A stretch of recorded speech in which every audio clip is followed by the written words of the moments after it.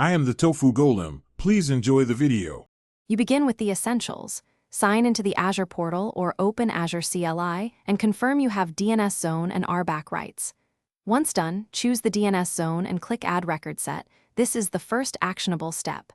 Enter the record name, select the type, CNAME TXT MX, then paste the target value. Make sure TTL is appropriate for your change frequency. Save the record to queue it. This starts propagation, so plan timing accordingly. Once you've added a basic record, dive into details.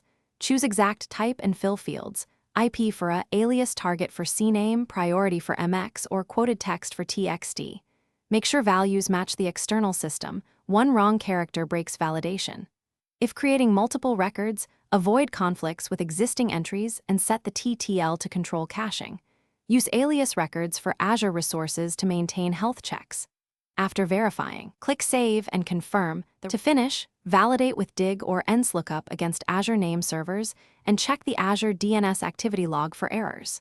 If the record doesn't resolve, confirm TTL has expired and that no conflicting record exists. CNAME cannot coexist with other records for the same name. Also verify registrar NS delegation points to the zone's name servers. If you see syntax issues, correct quoting or escape characters in TXT records, then resave. One troubleshooting tip: when propagation stalls, recheck NS delegation first.